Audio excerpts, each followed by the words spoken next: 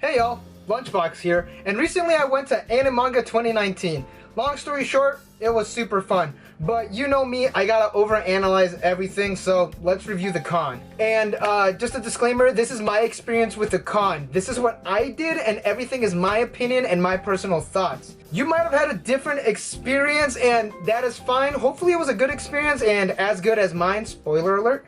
Before we go into the con itself, let me talk about the history that I personally had with this con. So I went to this con about 3 or 4 years ago. I don't remember what it was called at the time, but it was in the same building / area in the Pomona Fairplex. I remember it being a decent time. What I recall, it was small and it was kind of tagged along to an adjacent Asian culture festival.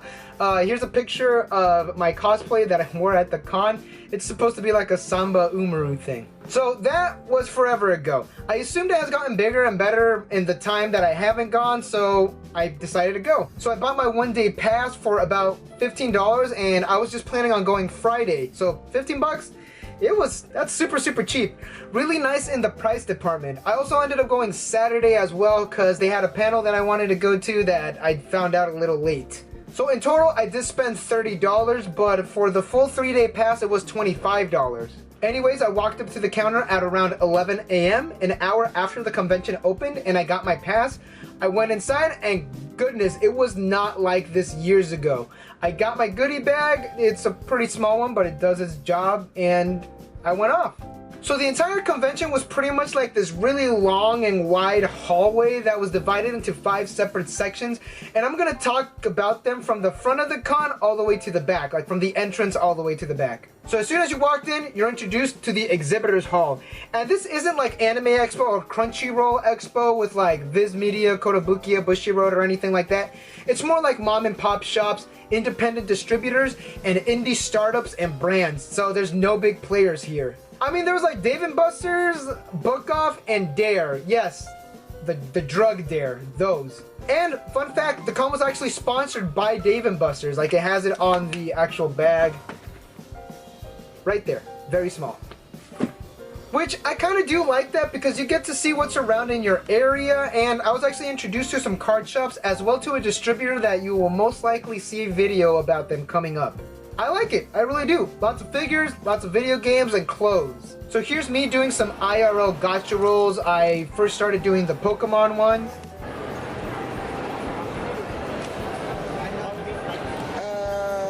I'll go again.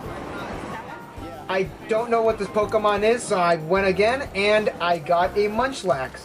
And here I am doing the Love Live gacha, and I got Kanon Matsuda in my first turn, which I'm super happy about.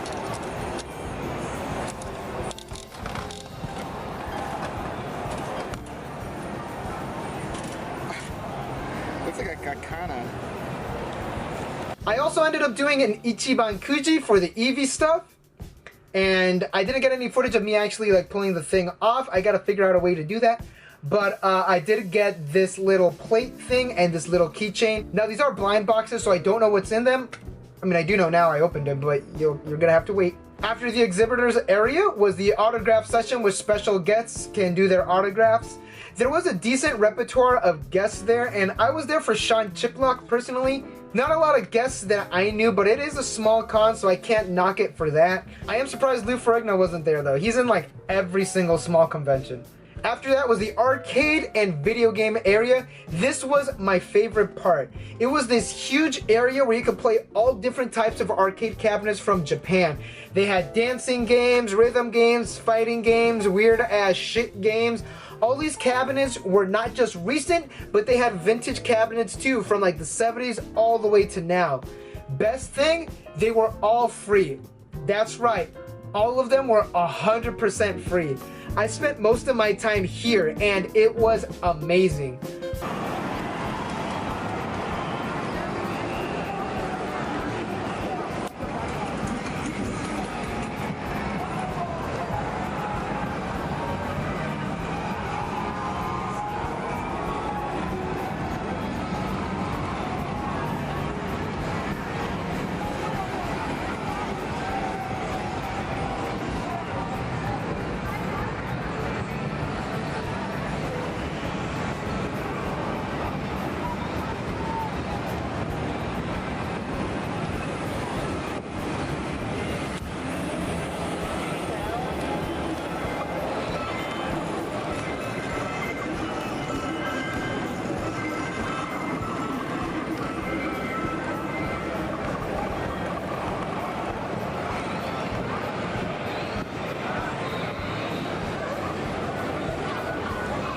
next to that was the tournament and the free play area where you could play console fighting games, specifically console fighting games. We'll get to the other section later.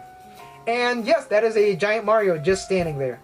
They had tournaments for the usual, you know, Street Fighters, Super Smash Brothers, but they had one for Jump Force and Boku no Pico, wow, holy shit. That's a Freudian slip. Boku no Hero Academia, the fighting game, that's what I meant to say. I asked my friends who are super into fighting games if these two were actually like competitive fighting games, and they responded with nice joke. A little off to the side was the classic console area where you could play games on nearly every single console released.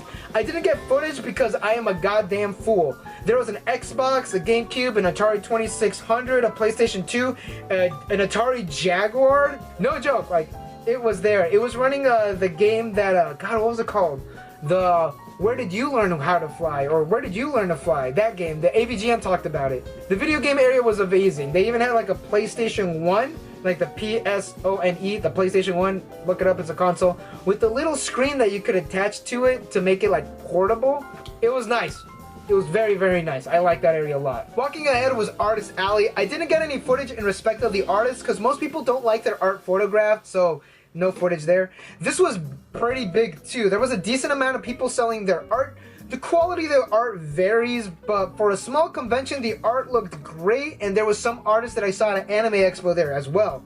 One thing about these smaller conventions compared to the big conventions is the price in Artist Alley is usually cheaper when compared to the bigger conventions. But more importantly, you get to see more of the independent, smaller artists, because getting into those big cons, they can be pretty expensive. And this gives those artists an opportunity to have that con experience and to sell their art, make connections, meet fans without breaking the bank. There was a lot of good stuff there. Again, I'll show my haul later. Then we reached the Itasha, because every con needs to have one.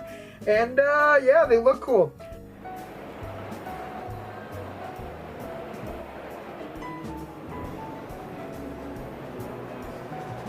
Not super my thing, but I could appreciate a good boo car when I see one.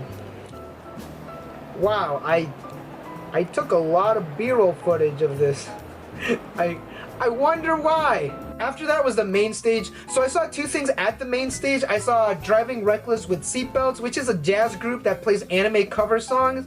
And here's the one vlog shot that I took. I think they're the band from Fullerton. I could be wrong, but I think they're pretty sure they're from Cal State Fullerton. Alumni, represent. Yeah, I'm pretty sure they're from my school. Like I mentioned, there was a panel I wanted to go to, which was the Ray Zero English dub panel.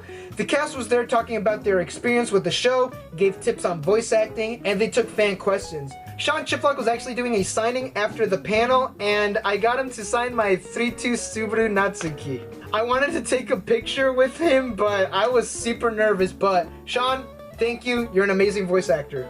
He was super chill. Oh, the panel. Yeah, I was fine. Nothing wrong happened or anything to note, except that Rem's voice actress's microphone was kind of low, but nothing except that. They had no moderator, so it was kind of like watching like a live podcast, which I'm totally okay with. It was a pretty fun panel. Okay, time to rate this thing with my totally not scientific grading scale. All of these are out of 5.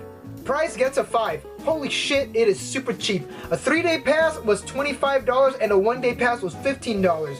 You could totally just go for 1 day and just gun everything out in that 1 day, but I went 2 days. Vendors gets a 4. Like I mentioned, small vendors, cheaper prices. Artist Alley was super nice as well. I didn't see the same old, like, it was different vendors from the last con that I went to, which was Anime Expo, which is still generally in the same area.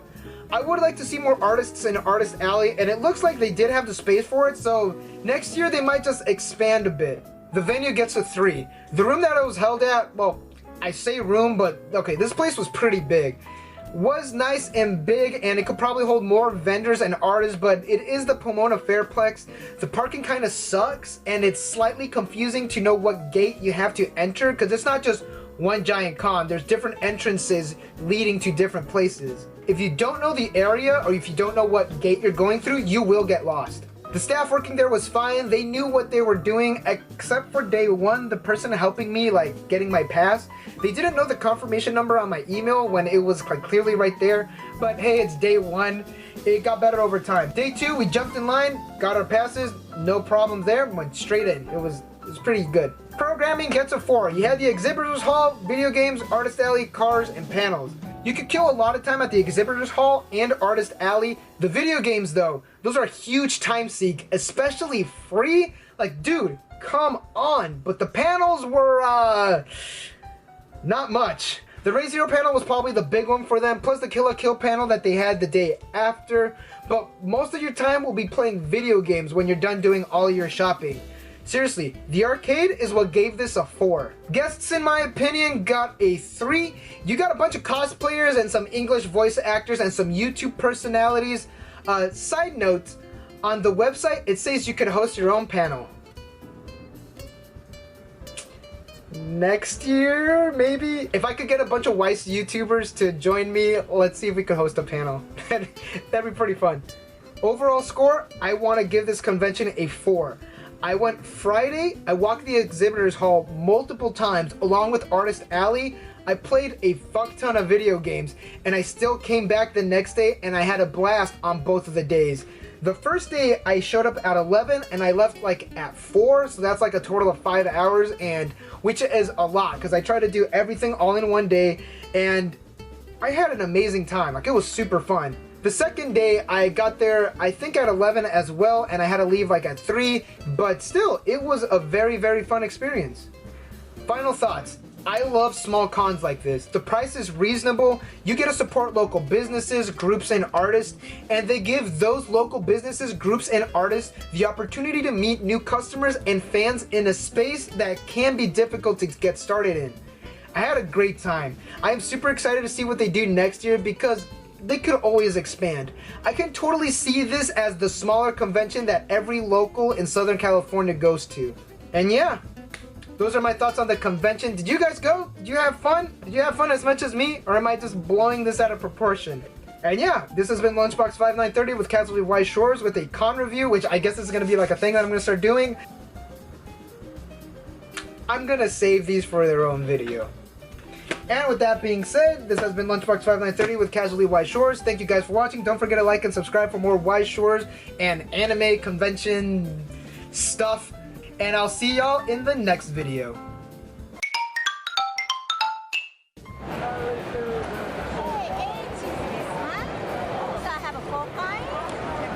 What are they?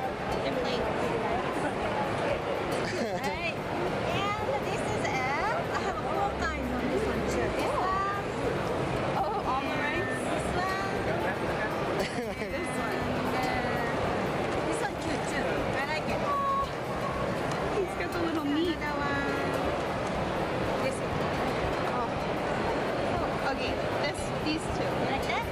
Okay. No, I'm good. Okay.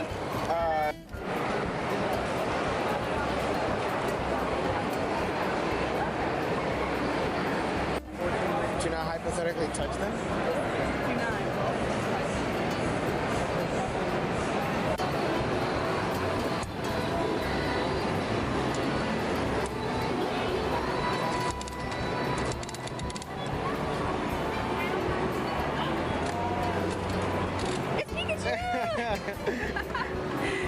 You did it.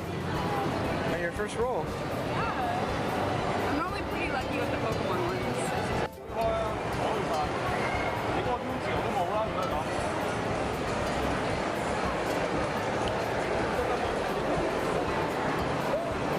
Yeah. It's so fat.